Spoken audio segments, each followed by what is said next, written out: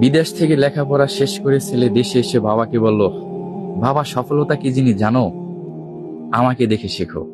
আমি এখন সফলতার একদম চূড়ায় পৌঁছে গেছি। আমি সাকসেস, আমি সফল মানুষ। আমাকে দেখে শেখো যে সফলতা কি জিনিস। আচ্ছা বাবা, আমার কাছে মনে হচ্ছে আমি আরো অনেক উপরে উঠতে পারবো, কিন্তু এই যে ফ্যামিলি, মা বাবা, ভাই বোন, স্ত্রী, সন্তান আমাকে পিছন দিয়ে টানছে। আমি আর উপরে উঠতে পারতেছি না। এই ফ্যামিলির বন্ধন যদি না থাকতো তাহলে আমি আরো অনেক উপরে উঠতে পারতাম, আরো সফলতা পেতাম।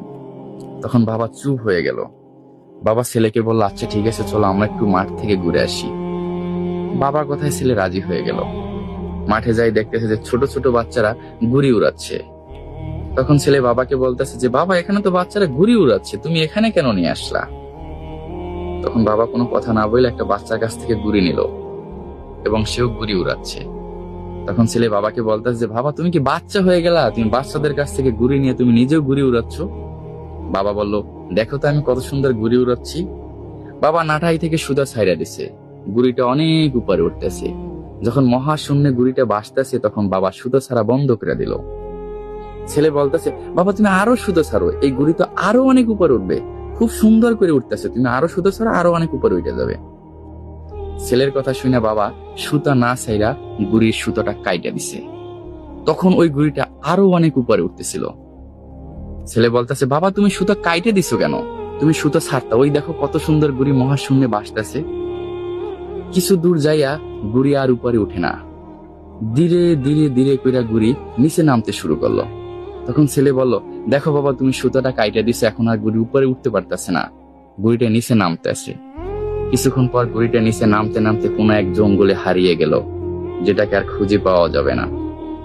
তখন বাবা ছেলেকে বলল, তুমি এটা দিয়ে কি শিখলা?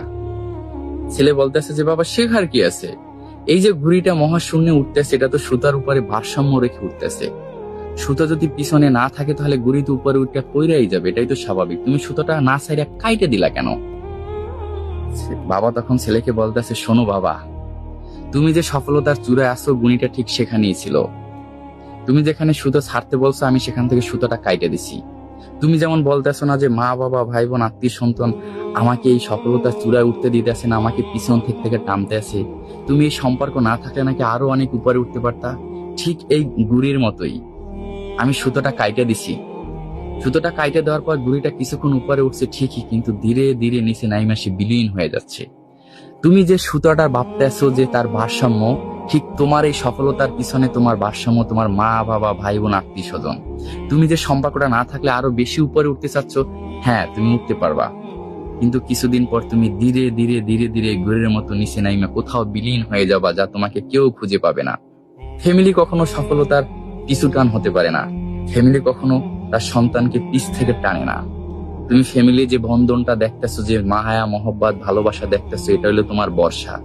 ফ্যামিলির বর্ষায় তুমি ওখানে উঠেছো, আর তুমি ওইখানে ওইটা যদি তুমি এই বন্ধনটা ছিন্ন করে দাও, তুমি আরো কিছুক্ষণ ওইটা তুমিও বিলীন হয়ে যাবে।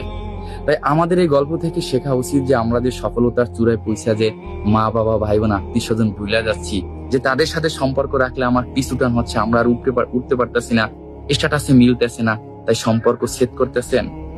হয়তোবা কিছু সফলতা পাবেন, কিন্তু ধীরে ধীরে এই ঘুড়ির মতো আপনিও কোনো জঙ্গলে হারিয়ে যাবেন, আপনাকে আর খুঁজে পাওয়া যাবে না।